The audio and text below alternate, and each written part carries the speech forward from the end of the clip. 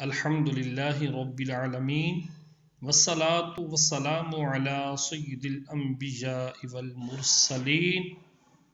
اما بعد فاعوذ باللہ من الشیطان الرجیم بسم اللہ الرحمن الرحیم۔ بہار شریعت کتاب کا صفحہ نمبر 343، مسئلہ نمبر 18، جہاں پر آدمی اور جانوروں کے جوٹے کے بارے میں گفتگو ہو رہی ہے۔ نمبر 18، گدھے خچر کا جوٹا مشکوک ہے، یعنی اس کے قابل وضو ہونے میں شک ہے، قابل وضو ہونے میں شک ہے، یعنی اس بارے میں شک ہے کہ یہ وضو کے لائق ہے یا نہیں، اسی وجہ سے اس سے وضو نہیں ہو سکتا کہ حدث متیقن طہارت مشکوک سے زائل نہیں ہوگا، یعنی جو حدث یقینی ہے،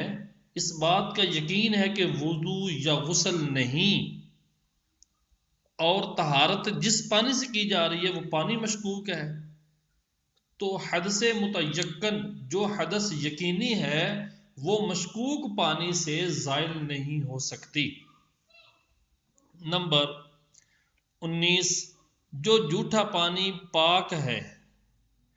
اس سے وضو اور غسل جائز ہے، مگر جنب نے بغیر کلی کیے پانی پیا تو اس جوٹے پانی سے وضو جائز نہیں کہ وہ مستعمل ہو گیا۔ نمبر 20، اچھا پانی ہوتے ہوئے مکروہ پانی سے وضو و غسل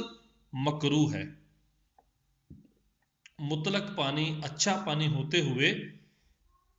مکروہ پانی سے وضو و غسل مکروہ ہے، اور اگر اچھا پانی موجود نہیں، مائع مطلق موجود نہیں، تو پھر مکروہ پانی سے وضو کرنا یا غسل کرنا کوئی حرج نہیں۔ اسی طرح مکروہ جوٹے کا کھانا پینا بھی مالدار کو مکروہ ہے۔ مکروہ چیز ہے، جوٹھی ہے، اس کا کھانا پینا ایک مالدار بندہ، غنی بندہ، اس کے لیے کھانا پینا وہ مکروہ ہے۔ ہاں، جو غنی نہیں، جو محتاج ہے، غریب ہے، اس کے لیے وہ چیز کھانا بلا کراہیت جائز ہے، بغیر مکروہ کے ویسے ہی جائز ہے۔ نمبر 21، اچھا پانی ہوتے ہوئے مشکوک سے مشکوک پانی جس کو گدھے یا خچر نے پیا، اچھا پانی ہوتے ہوئے مشکوک پانی سے وضو و غسل جائز نہیں، اور اگر اچھا پانی نہ ہو تو اسی سے وضو و غسل کر لے، اور تیمم بھی، اور بہتر یہ ہے کہ پہلے وضو کر لے بعد میں تیمم، اور اگر عکس کیا یعنی پہلے تیمم کیا پھر وضو کیا تو پھر بھی کوئی حرج نہیں، اور اس صورت میں وضو و غسل میں نیت کرنی ضرور ہے، پاکی کی نیت کرنا ضرور ہے، اور اگر وضو کیا اور تیمم نہ کیا، یا تیمم کیا اور وضو نہ کیا، نماز پڑھی تو نماز نہ ہوگی۔ نمبر 22، مشکوک جوٹے کا کھانا پینا نہیں چاہیے۔ جو مشکوک پانی ہے یا مشکوک کھانا ہے جوٹا، اس کا کھانا پینا بھی نہیں چاہیے، بچنا ہی بہتر ہے۔ نمبر 23، مشکوک پانی اچھے پانی میں مل گیا تو اگر اچھا پانی زیادہ ہے تو اس سے وضو ہو سکتا ہے، اگر اچھا پانی کم ہے، مشکوک زیادہ ہے تو نہیں ہو سکتا۔ نمبر 24، جس کا جوٹا ناپاک ہے اس کا پسینہ اور لعاب بھی ناپاک ہے، اور جس جانور کا جوٹا پاک اس کا پسینہ اور لعاب بھی پاک، اور جس کا جوٹا مکروہ اس کا لعاب اور پسینہ بھی مکروہ۔ نمبر 25، گدھے خچر کا پسینہ اگر کپڑے میں لگ جائے تو کپڑا پاک ہے چاہے کتنا ہی زیادہ لگا ہو۔ یہاں تک آدمی اور جوٹے کے باب کا جو بیان ہے وہ اختتام کو ہوا۔ یہاں سے صفحہ نمبر 344 سے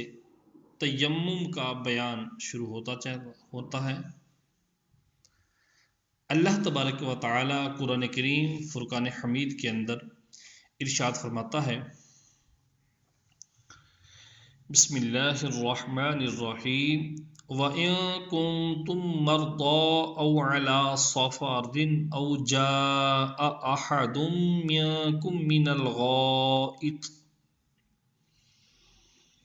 منكم من الغائط أو لامستم النساء فلم تجدوا ماء فتيمموا صعيدا طيبا فامسحوا بوجوهكم وأيديكم منه، یعنی اگر تم بیمار ہو یا سفر میں ہو یا تم میں کا کوئی پاخانے سے آیا یا عورتوں سے مباشرت کی یعنی جمع کیا اور پانی نہ پاؤ تو پاک مٹی کا قصد کرو تو اپنے منہ اور ہاتھوں کا اس سے مسح کرو۔ حدیث نمبر 1 صحیح بخاری میں بروایت ام المؤمنین صدیقہ رضی اللہ تعالی عنہا مروی فرماتی ہیں کہ ہم رسول اللہ صلی اللہ تعالی علیہ وآلہ وسلم کے ساتھ ایک سفر میں گئے، یہاں تک کہ جب بیدا یا ذات الجیش میں ہوئے، یہ دونوں ایک جگہ کے نام ہیں، بیدا یا پھر ذات الجیش۔ میری ہیکل ٹوٹ گئی، میرا ہار ٹوٹ کر گر پڑا، رسول اللہ صلی اللہ تعالی علیہ وآلہ وسلم نے اس کو تلاش کے لیے اقامت فرمائی، وہاں پر ٹھہر گئے، اور لوگوں نے بھی حضور صلی اللہ علیہ وآلہ وسلم کے ساتھ اقامت کی، اور نہ وہاں پانی تھا نہ لوگوں کے ساتھ پانی تھا، یعنی لوگ بھی ساتھ پانی لے کر نہ آئے تھے اور نہ جہاں پہ ٹھہرے تھے وہاں پر پانی نہ تھا۔ لوگوں نے حضرت ابوبکر صدیق رضی اللہ تعالی عنہ کے پاس آ کر عرض کی، کیا آپ نہیں دیکھتے کہ صدیقہ نے کیا کیا؟ حضور کو اور سب کو ٹھہرا لیا، اور نہ یہاں پانی ہے نہ لوگوں کے ہمراہ ہے۔ فرماتی ہے کہ ابوبکر صدیق رضی اللہ تعالی عنہ آئے اور حضور اپنا سر مبارک میرے زانوں پر رکھ کر آرام فرما رہے تھے، اور فرمایا کہ تو نے رسول اللہ صلی اللہ تعالی علیہ وآلہ وسلم اور لوگوں کو روک لیا، حالانکہ نہ یہاں پانی ہے نہ لوگوں کے پاس پانی ہے۔ ام المؤمنین فرماتی ہیں کہ مجھ پر عتاب کیا، اور جو چاہا اللہ نے انہوں نے کہا، اور اپنے ہاتھ سے میری کوکھ میں کونچنا شروع کیا، اور مجھے حرکت کرنے سے کوئی چیز ماننے نہ تھی مگر حضور صلی اللہ علیہ وآلہ وسلم کا میرے زانوں پر آرام فرمانا۔ تو جب صبح ہوئی، ایسی جگہ جہاں پانی نہ تھا، حضور اٹھے، اللہ تعالی نے تیمم کی آیت نازل فرمائی اور لوگوں نے تیمم کیا۔ اس پر اسید بن حدیر رضی اللہ تعالی عنہ نے کہا کہ اے آل ابو بکر، یہ تمہاری پہلی برکت نہیں، یعنی ایسی برکتیں تم سے ہوتی ہی رہتی ہیں۔ فرماتی ہیں جب میری سواری کا اونٹ اٹھایا گیا تو وہ ہیکل، وہ ہار اس کے نیچے ملی۔ نمبر 2 صحیح مسلم شریف میں بروایت حذیفہ رضی اللہ تعالی عنہ مروی کہ حضور پر نور صلی اللہ علیہ وآلہ وسلم نے ارشاد فرمایا، من جملہ ان باتوں کے جن سے ہم کو لوگوں پر فضیلت دی گئی یہ 3 باتیں ہیں، یعنی بالخصوص وہ 3 باتیں جس کی وجہ سے ہمیں دوسرے لوگوں پر فضیلت ہے وہ یہ 3 باتیں ہیں۔ نمبر 1، ہماری صفیں ملائکہ کی صفوں کے مثل کی گئیں، اور ہمارے لیے تمام زمین مسجد کر دی گئی، اور جب ہم پانی نہ پائیں تو زمین کی خاک ہمارے لیے پاک کرنے والی بنائی گئی۔ حدیث نمبر 3، امام احمد و ابو داود و ترمذی ابو ذر رضی اللہ تعالی عنہ سے راوی، حضور سید عالم صلی اللہ علیہ وآلہ وسلم نے فرمایا کہ پاک مٹی مسلمان کا وضو ہے، اگرچہ 10 برس پانی نہ پائے، اور جب پانی پائے تو اپنے بدن کو پہنچائے، یعنی غسل و وضو کرے، کہ یہ اس کے لیے بہتر ہے۔ حدیث نمبر 4، ابو داود و دارمی نے ابو سعید خدری رضی اللہ تعالی عنہ سے روایت کی، فرماتے ہیں 2 شخص سفر میں گئے اور نماز کا وقت آیا، ان کے پاس پانی نہ تھا، پاک مٹی پر تیمم کر کے نماز پڑھ لی، پھر وقت کے اندر پانی مل گیا، ان میں سے ایک صاحب نے وضو کر کے نماز کا اعادہ کیا یعنی دوبارہ ادا کی، اور دوسرے نے اعادہ نہ کیا۔ پھر جب خدمت اقدس میں حاضر ہوئے، اس بات کا ذکر کیا، تو جس نے اعادہ نہ کیا تھا اس سے فرمایا کہ تو سنت کو پہنچا اور تیری نماز ہو گئی، اور جس نے وضو کر کے نماز کا اعادہ کیا تھا اس سے فرمایا تجھے دگنا ثواب ہے۔ سبحان اللہ۔ حدیث نمبر 5، صحیح بخاری و مسلم میں عمران رضی اللہ تعالی عنہ سے مروی، فرماتے ہیں کہ ہم ایک سفر میں نبی کریم صلی اللہ تعالی علیہ وآلہ وسلم کے ہمراہ تھے، حضور نے نماز پڑھائی، جب نماز سے فارغ ہوئے ملاحظہ فرمایا کہ ایک شخص لوگوں سے الگ بیٹھا ہوا ہے جس نے قوم کے ساتھ نماز نہ پڑھی۔ فرمایا اے شخص، تجھے قوم کے ساتھ نماز پڑھنے سے کیا شے مانے آئی؟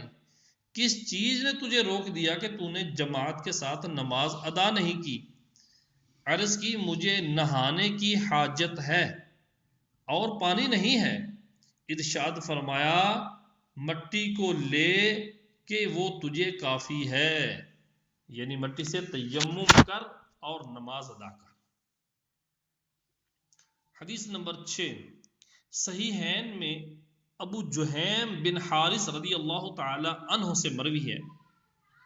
نبی کریم صلی اللہ تعالی علیہ وآلہ وسلم بیر جمل، یہ بھی مدینہ طیبہ کے ایک مقام کا نام ہے، بیر جمل کی جانب سے تشریف لا رہے تھے کہ ایک شخص نے حضور کو سلام کیا، آپ نے اس کا جواب نہ دیا، یہاں تک کہ ایک دیوار کی جانب متوجہ ہوئے اور منہ اور ہاتھوں کا مسح فرمایا، پھر اس کے سلام کا جواب دیا۔ یہاں تک قرآن پاک اور احادیث مبارکہ سے یہ بات ثابت ہے کہ تیمم کرنا یہ سنت نبی علیہ الصلوۃ والسلام ہے، اور اس امت کا یہ خاصہ ہے کہ اللہ تبارک و تعالی نے امام الانبیاء صلی اللہ تعالی علیہ وآلہ وسلم کے صدقے آپ صلی اللہ علیہ وآلہ وسلم کی محبوبہ کے واسطے سے ہمیں تیمم جیسی برکت عطا فرمائی کہ مٹی کے ساتھ ہم اپنے آپ کو پاک کر سکتے ہیں جب پانی میسر نہ ہو، اور اگر میسر آئے تو پانی تکلیف دیتا ہو، اگر معذور شرعی بن جائیں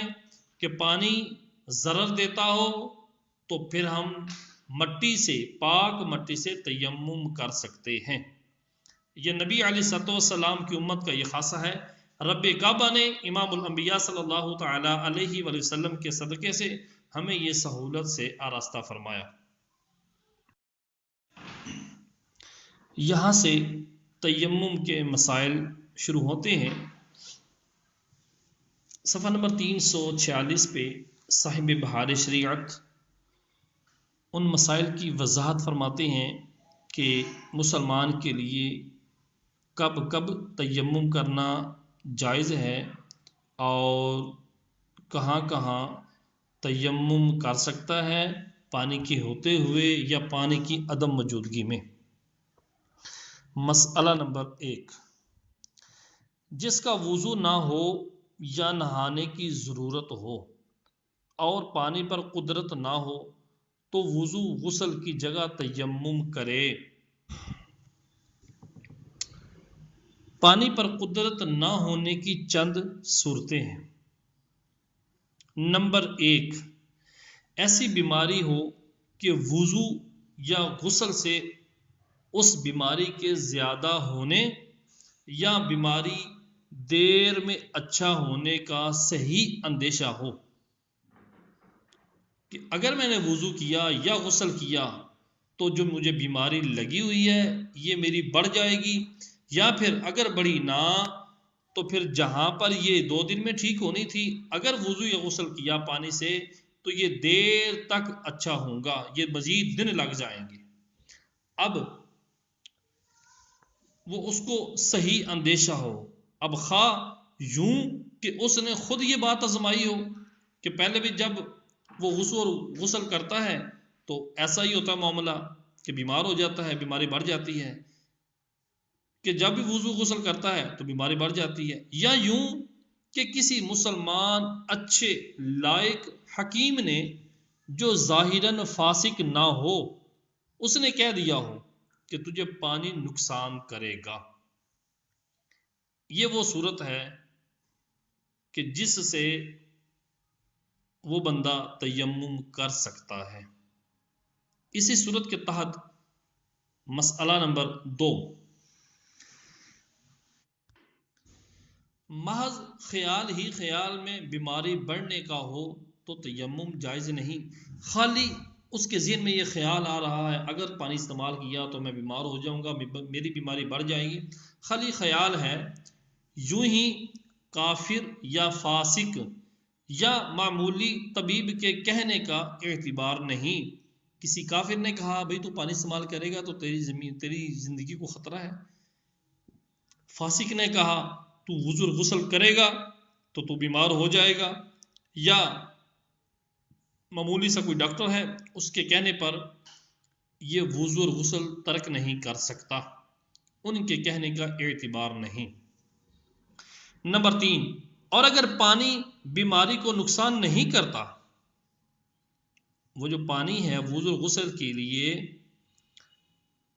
وہ بندے کو اس کی بیماری کو نقصان نہیں کرتا، مگر وضو یا غسل کے لیے حرکت ضرر کرتی ہو، پانی تو نقصان نہیں کرتا لیکن وضو کے لیے غسل کے لیے جو اس کا حرکت کرنا ہے، ہلنا جلنا ہے، وہ اس کو نقصان دیتا ہے، یا خود وضو نہیں کر سکتا اور کوئی ایسا بھی نہیں جو وضو کرا دے تو بھی تیمم کرے، یوں ہی کسی کے ہاتھ پھٹ گئے کہ خود وضو نہیں کر سکتا اور کوئی ایسا بھی نہیں جو وضو کرا دے تو اس صورت میں بھی تیمم کر سکتا ہے۔ نمبر 4، بے وضو کے اکثر اعضاء وضو میں یا جنب کے اکثر بدن میں زخم ہو۔ بے وضو کے اکثر اعضاء اربعہ دھونے فرض ہیں، اکثر اعضاء 3 عضو اس کے لے لیں، ہاتھ پاؤں، ہاتھ کا دھونا، منہ کا دھونا، سر کا مسح کرنا، یا ہاتھ پاؤں اور منہ، یعنی اکثر اعضاء کو لے لیں اور جنب کے اکثر حصے کو لے لیں جس میں زخم ہو یا چیچک نکلی ہو، یہ بھی پورے جسم میں دانے ہوتے ہیں، تو اب اس صورت میں بندہ تیمم کر سکتا ہے، ورنہ جو حصہ عضو یا بدن کا اچھا اس کو دھوئے اور زخم کی جگہ اور بوقت ضرر یعنی تکلیف کے وقت اس کے آس پاس میں بھی مسح کرے، زخم کی جگہ پر بھی مسح کر لے اور اگر ضرر دیتا ہے اس کی سائڈ والی جگہ وہاں پر بھی مسح کرے، اور مسح بھی اگر تکلیف دیتا ہے، گیلے پانی کا مسحہ بھی اگر نقصان دیتا ہے، تو اس عضو پر کپڑا ڈال کر اس کپڑے پر گیلا ہاتھ کر کے مسحہ کر لے۔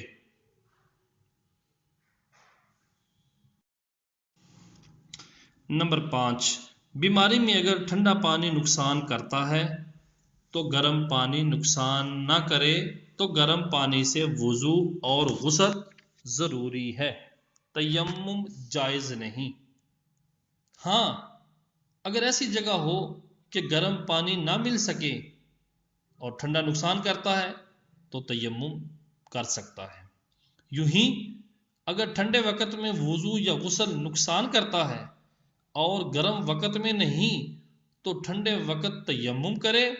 پھر جب گرم وقت آئے تو آئندہ نماز کے لیے وضو کر لینا چاہیے۔ جو نماز اس تیمم سے پڑھ لی اس کے اعادے کی حاجت نہیں۔ جو تو اس نے پہلے تیمم کر کے پڑھی تھی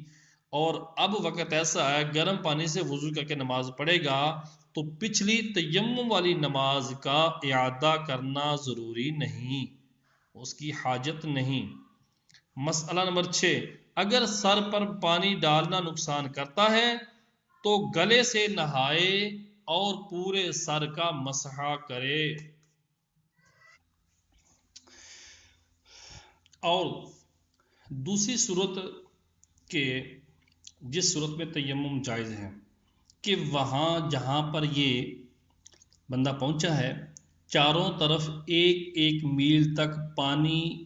کا پتہ نہیں۔ اب اگر یہ گمان ہو کہ 1 میل کے اندر پانی ہوگا تو تلاش کر لینا ضروری ہے، بلا تلاش کیے، بغیر تلاش کیے تیمم جائز نہیں۔ پھر بغیر تلاش کیے تیمم کر کے نماز پڑھ لی اور تلاش کرنے پر پانی مل گیا تو وضو کر کے نماز کا اعادہ لازمی ہے۔ اور اگر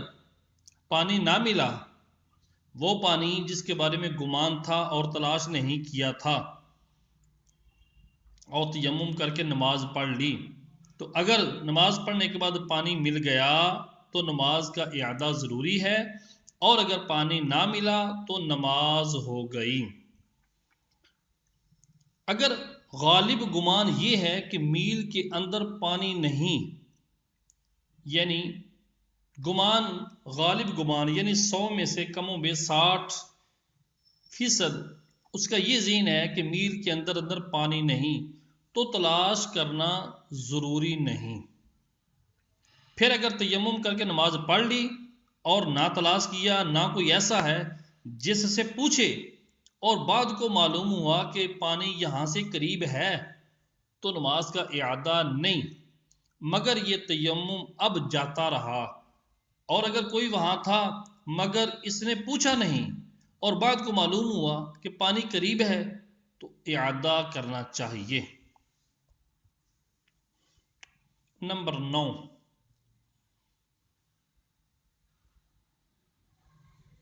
اگر قریب میں پانی ہونے اور نہ ہونے کا کسی کا گمان نہیں، گمان کسی طرف آ ہی نہیں رہا کہ پانی ہے یا نہیں، برابر ہے اس کا خیال، اس کا ذہن، گمان برابر ہے کہ پانی قریب ہے یا نہیں، تو اب کہہ رہے ہیں اس کا تلاش کر لینا مستحب ہے۔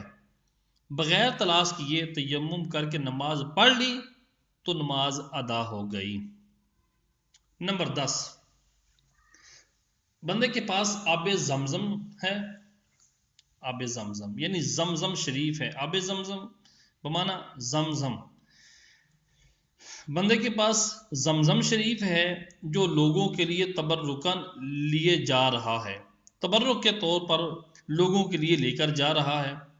یا بیمار کو پلانے کے لیے لے کر جا رہا ہے، اور اتنا ہی ہے کہ اگر وضو کرے گا تو وضو ہو جائے گا، تو اب اس بندے کے لیے تیمم جائز نہیں۔ اگر چاہے کہ زمزم شریف سے وضو نہ کرے اور تیمم جائز ہو جائے تو اس کا ایک حیلہ ہے، ایک طریقہ ہے۔ بندے کے پاس زمزم ہے، چاہتا ہے کہ زمزم سے وضو نہ کروں تیمم جائز ہو جائے، کوئی ایسی صورت بن جائے کہ میں آپ زمزم شریف ساتھ لے جاؤں، تو کیا کرے؟ کسی ایسے شخص کو جس پر بھروسہ ہو کہ یہ پانی واپس کر دے گا، وہ پانی اسے ہبہ کر دے اور اس کا کچھ بدلہ ٹھہرا لے، یعنی یہ پانی مجھ سے لے لو، تمہارا میں یہ کام کرتا ہوں، تو وہاں جا کر پاکستان پہنچ کر یہ ہندوستان میں پہنچ کر پانی مجھے واپس کر دینا۔ تو اب اس کو ہبہ کر دیا، جب ہبہ کر دیا اس کا کوئی معاملہ آپس میں طے پا گیا،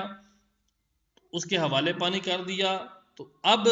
اس بندے کے لیے تیمم جائز ہے کہ پانی اس کے پاس نہیں۔ نمبر 12، جو بندہ نہ آبادی میں ہو اور نہ ہی آبادی بستی کے قریب، اور اس کے پاس پانی موجود ہے اور یہ یاد نہیں رہا کہ پانی میرے پاس ہے کہ نہیں، تیمم کر کے نماز پڑھ لی تو نماز اس کی ادا ہو گئی۔ اور اگر وہ بندہ آبادی کے اندر ہے یا آبادی کے قریب، تو بعد میں اس کو یاد آیا کہ پانی اس کے پاس موجود ہے تو اعادہ کرے۔ نمبر 13، اگر اپنے ساتھی کے پاس پانی ہے، جو ساتھ میں